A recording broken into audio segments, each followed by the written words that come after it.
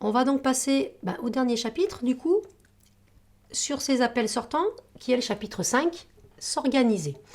On en a déjà un petit peu parlé sur se préparer juste avant l'appel sortant. S'organiser, ça va être de manière plus générale. Qu'est-ce que je dois faire au niveau des appels sortants, au niveau de mon organisation générale, d'accord? C'est une petite conclusion, hein, on va dire, à ce module d'appel sortant. Ce qu'il faut savoir, c'est qu'il faut s'organiser en amont et de manière générale. Un petit peu comme pour les appels téléphoniques, etc., avoir des éléments autour de soi incontournables. Selon vous, qu'est-ce qu'on doit prévoir avant de décrocher son téléphone? Quand je dis décrocher son téléphone, c'est décrocher son téléphone pour appeler quelqu'un. D'accord? Donc avant de décrocher, c'est ce que je vous dis, on ne décroche pas tout de suite et on y va sans avoir réfléchi. Non. On se pose d'abord. Donc d'après vous, d'après ce qu'on a déjà dit là, qu'est-ce qu'on doit faire avant de décrocher? Pour s'organiser. On avait vu préparer son schéma mental, intégrer la peur du non, traiter les objections. Il y a tout un tas de choses à faire pour se préparer, d'accord? Dans l'organisation, il va falloir préparer les informations nécessaires. Toujours pareil, c'est toujours les mêmes informations.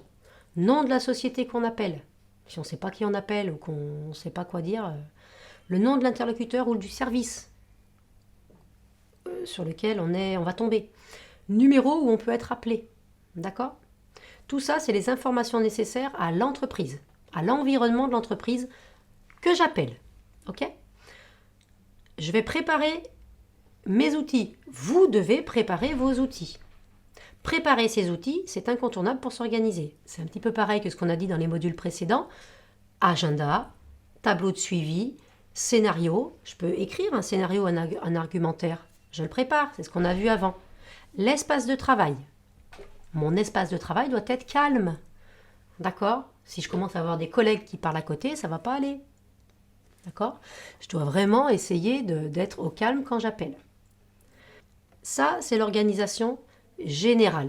C'est ce qu'on va donner comme conclusion à ce module sur les appels sortants, où on doit absolument organiser le contour de notre appel, d'accord, avec l'environnement de l'entreprise et vos outils qui sont nécessaires autour. Si vous réclamez une facture, il faut avoir la facture, le numéro de la facture, la date de paiement, enfin plein de choses. Vous devez avoir toutes les informations nécessaires à votre appel. D'accord? Donc on s'organise, on se prépare mentalement, on fait un scénario, d'accord? Je me mets dans un contexte calme et j'appelle. Ok? Donc voilà pour le cours sur les appels sortants aujourd'hui. Je vous propose à la suite de cette conclusion des exercices, c'est l'exercice 3, 4, 3, 4 et 5, 3 exercices, hop, pareil, ah non, et 6, donc il y en a 4, 4 exercices avec des scénarios. D'accord? Vous avez un contexte et vous devez préparer votre scénario.